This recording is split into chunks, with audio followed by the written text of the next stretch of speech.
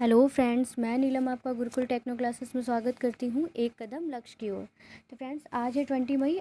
20 मई से जितने भी आपके करंट अफेयर्स के क्वेश्चंस हैं वो मैं आपको इस वीडियो में पढ़ाऊँगी। तो अगर आपको ये वीडियो अच्छा लगता है तो इस वीडियो को लाइक करें, शेयर करें और चैनल को सब्सक्राइब करें। तो फ्रेंड्स, स्टार्ट करते हैं। पहला क्वेश्चन आता है हमारा कि हाल ही में किसने श्वसन प्रक्रिया में सहायता देने वाले स्वचालित उपकरण सुंदरम वेंटागो विकसित किया है? तो किसने भी किया है? ये किया है आईआईटी मद्रास ने किया है। ये जो अब ये क्या है, ये एक वेंटिलेटर है जो श्वसन प्रक्रिया में सहायता करने के लिए बनाया गया है। एक प्रकार का ये वेंटिलेटर है। इसको सुंदरम फाउंडेशन के साथ, सुंदरम वेंटागो नाम है ना इसका, तो सुंदरम फाउंडेशन के साथ मिलकर के विकसित किया गया है। अच्छा, इस समय जो कोविड-19 चल रहा है तो पेशेंट को जब सांस लेने में प्रॉब्लम होने लगती है तो वेंटिलेटर पे उसको किया जाता है। तो इसलिए सुंदरम श्वसन प्रक्रिया में सहायता करने के लिए ही इस सुंदरम वेंट्राको को विकसित किया गया है। इसके साथ हमारा नेक्स्ट क्वेश्चन आता है कि हाल ही में जारी भारत के रजिस्ट्रार जनरल के आंकड़ों के अनुसार सबसे खराब मृत्यु दर किस राज्य में है? तो किस राज्य में है? मध्य प्रदेश में। इसमें क्या है कि पर 1000 बच्चों में 40 बच्चों की मृत्यु हो जाती है यहाँ पर। तो इस सबसे ख़राब मृत्यु दर किसकी है? मध्य प्रदेश की। जब सबसे ख़राब मृत्यु दर मध्य प्रदेश की है तो मतलब सबसे कम मृत्यु दर कहाँ की है? तो सबसे कम मृत्यु दर कहाँ होती है मृत्यु? तो वो होती है नागालैंड में। यहाँ पर 4 बच्चों की मृत्यु होती है। 1000 बच्चों में से 4 बच्चों की यहाँ पर मृत्यु होती है। अब फ्रेंड्स, यहाँ पर बात आती है मध्य प्रदेश की। तो मध्य प्रदेश की राजधानी है भोपाल। यहाँ के सीएम कौन है? शिवराज सिंह चौहान।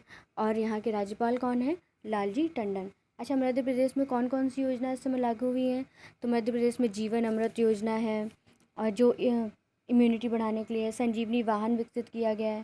संजीवनी वाहन विकसित किया गया। जीवन शक्ति योजना है, और बच्चों की पढ़ाई के लिए रेडियो स्कूल की योजना बनाई गई है। और मुख्यमंत्री जन कल्याण संबल योजना यहाँ पर लागू की गई है। और यहाँ पर संकल्प योजना है जो बुजुर्गों की सहायता के लिए एमपी में लागू की गई है। और एफआईआर आपके द्वार, ये योजना लागू की गई है। नेक्स्ट क्वेश्चन आता है, ये सारी योजनाएं मध्य प्रदेश में लागू की गई हैं। तो नेक्स्ट क्वेश्चन आता है हमारा कि हाल ही में जारी सन 2020 की अनुसार वन हानि दर घटकर कितने मिलियन हेक्टेयर हुई है? तो 10 मिलियन हेक्टेयर हुई है। अब नेक्स्ट क्वेश्चन आता है कि हाल ही में किसकी Wuhan diary dispatch from a quarantine पुस्तक प्रकाशित हुई है? तो फांग फांग। ये फांग फांग क्या है? ये चीनी लेखक हैं। ये एक चीनी लेखक हैं फांग फांग। इनकी जो पुस्तक है ये क्या है कि ये जो पुस्तक है ऑनलाइन डायरी एंट्रीज और सोशल मीडिया पोस्ट का एक संकलन है। ये जो है कोविड-19 के दौरान 60 डेज दिनों के लॉकडाउन में लिखी गई है। इस पुस्तक का जो प्रकाशन है वो कहाँ से हुआ है? तो इस पुस्तक का प्रकाशन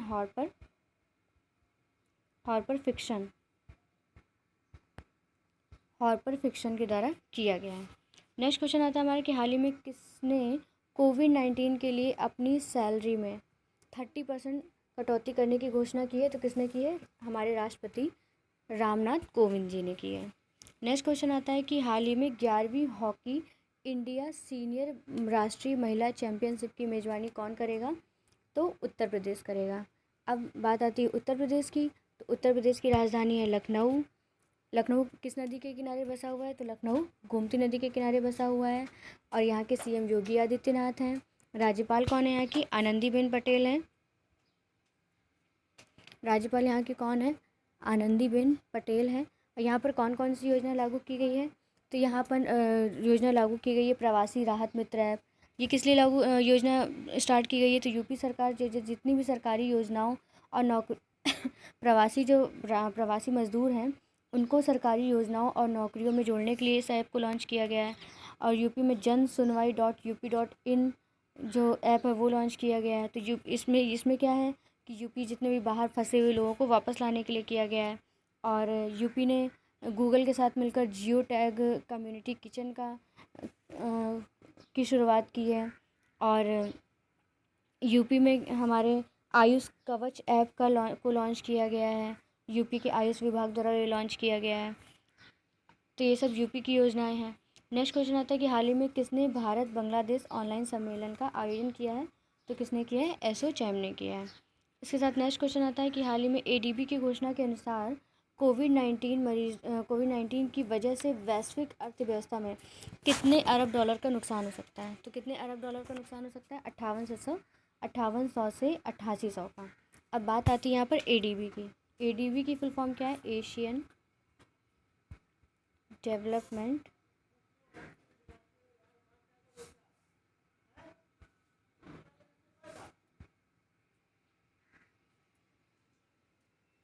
डेवलपमेंट बैंक। और एशियन डेवलपमेंट बैंक, इसकी स्थापना कब हुई थी? 1966 में। अध्यक्ष इसके कौन है? मसासुक अज़गवा। नेक्स्ट क्वेश्चन आता है हमारे कि हाल ही में नाबार्ड ने किस राज्य के लिए 1500 करोड़ रुपए की मंजूरी दी है? तो पंजाब को दी है। नेक्स्ट क्वेश्चन आता है कि हाल ही में किस राज्य को चक्रवात अम्फन के लिए चेतावनी जारी की है? तो अम्फन इसका क्या है? ये जो तूफान आने वाला है उसका नाम है। ओडिशा को इसकी चेतावनी दी गई है। वैसे तो इससे कई राज्य प्रभावित होने वाले हैं, लेकिन इसके लिए ओडिशा को चेतावनी दी गई है। नेक्स्ट क्वेश्चन आता है कि 7वां LCU युद्धपोत INLCU L57 किस में शामिल हुआ है? तो ये शामिल हुआ है भारतीय नौसेना में। अब ये क्या है? LCU का फुल फॉर्म क्या है? तो LCU का फुल फॉर्म है लैंडिंग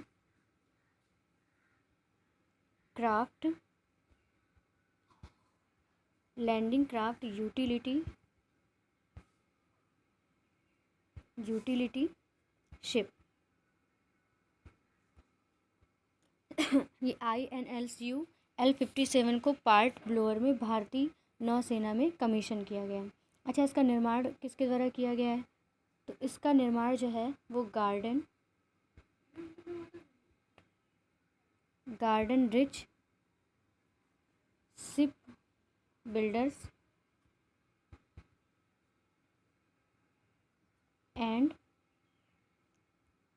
इंजीनियर्स लिमिटेड।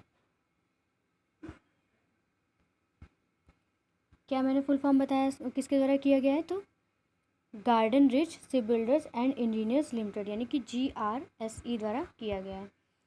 ये जो INLCU L57 है, ये LCU मार्क 4 श्रेणी का 7वां युद्धपोत है।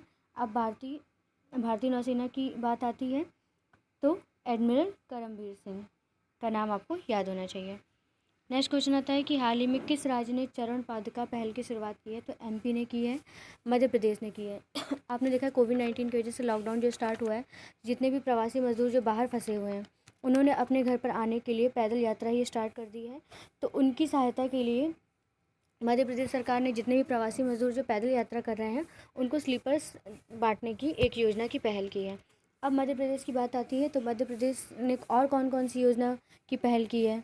तो इसने संजीवनी वाहन, अभी मैंने आपको बताया था, जीवन अमृत योजना, जीवन शक्ति योजना, रेडियो स्कूल, आयुष कवच और संकल्प योजना, मुख्यमंत्री जन कल्याण संबल योजना, FIR आपके द्वार, ये सब योजना मध्य प्रदेश द्वारा लागू की गई है।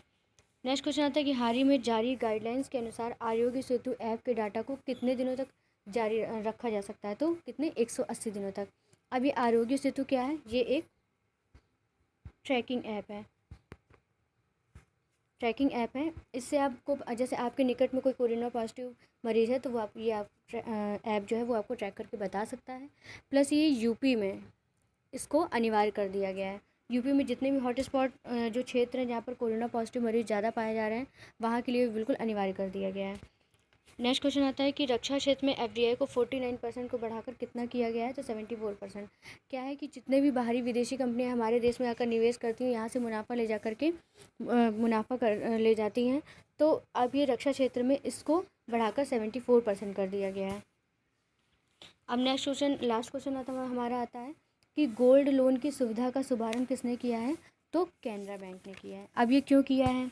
तो कोविड-19 महामारी के कारण अपने ग्राहकों की वित्तीय ज़रूरतों को पूरा करने के लिए इसको शुरू किया गया है। इसको 30 जून सन 2020 तक लागू किया जाएगा। इसमें क्या है कि 7.85% वार्षिक ब्याज दर पर ऋण उपलब्ध कराने के लिए ये अभियान शुरू किया गया है।